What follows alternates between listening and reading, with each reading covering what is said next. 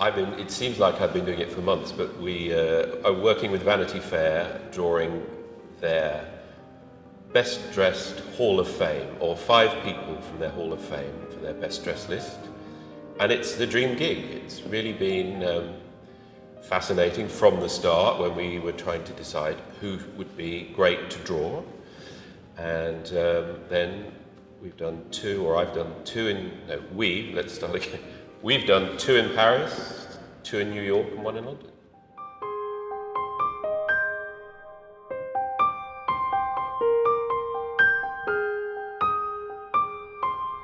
In London, I drew Daphne Guinness. In New York, Iman and Carolina Herrera. And in Paris, Sofia Coppola and the Countess Jacqueline de Ribes, all of whom are archetypes of style, of beauty, of, I suppose, allure is the old-fashioned word, but that seems right here. Vanity Fair chose them from their own list. They've appeared in the best dressed list at some point. And for me, it was great because each one is an archetype, as I say. And with drawing, you need character above all. Beauty is great, but character and beauty is unmissable.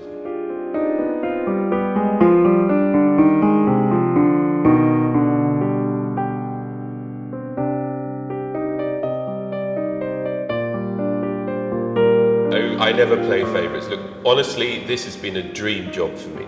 In the old days, dare I say the old days, magazines regularly use artists like Boucher or Eric to draw the most incredible people, the most beautiful people, the most fashionable people. And that was part of the fabric of those magazines.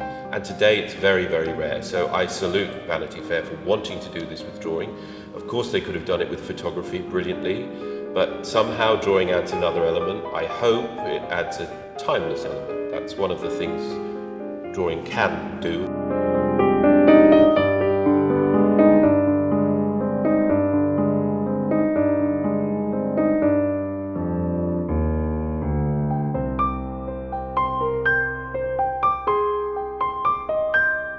You can draw from a photograph, of course, but what you're doing is copying something two-dimensionally that is already two-dimensional. And the person is the drawing. Being in the room with the person, how they are, their attitude, their mood, what they bring to it, that is the drawing. You have to be there with them to do it. So I sit and sketch. I sit and draw in a black sketchbook using a dip pen.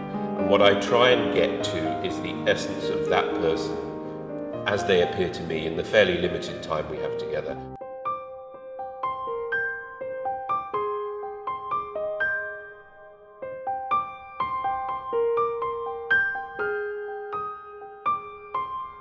But I'm trying to get to the essence of them and to pare it into as few lines as I can do.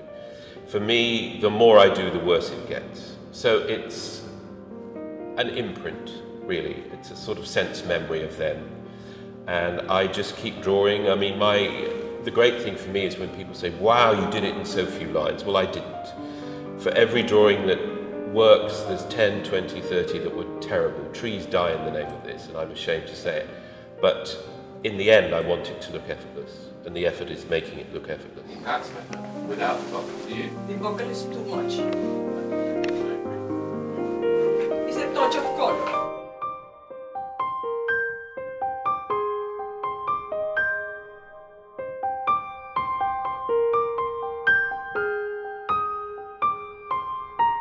No, I never do the final drawing at the sitting because, as I say, it isn't my studio space and I'm slightly nervous of the surroundings and trashing the surroundings.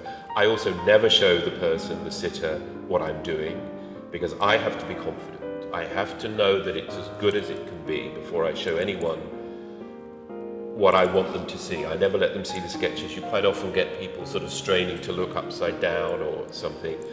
And to be honest, the drawings, I don't want to think about them while I'm doing them. I don't want to think, is this going well? Is this good? Is this enough? I just want to let it flow and see what happens. When I get it home to my studio, then I really study them, and some are okay, and some are bad, and some are good, but they all tell me something. They tell me what I was thinking, what I didn't draw, the arm left out, the neck extended, the profile. What I was thinking is on the page.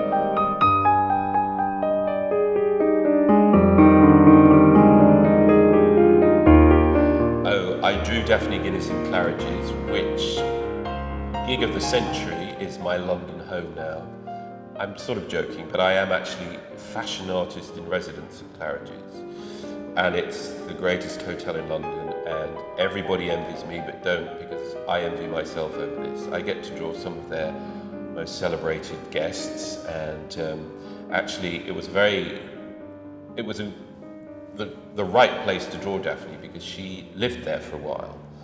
And we drew her, she wore black, and she had the black and white hair, and we drew her in a black and white marble corridor, and yeah, it felt exactly the right spot. I was very happy with that.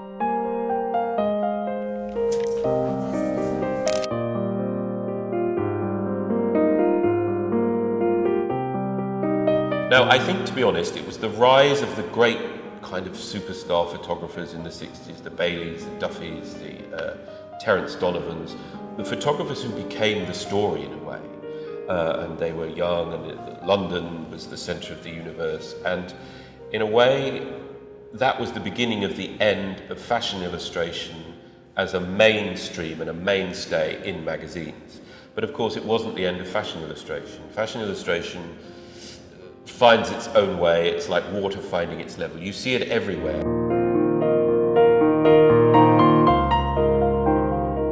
I would know exactly how to do it next time. This time we learnt on the job, and it's been nothing but fun. And let's underestimate fun. Work. This is work, but it's fun.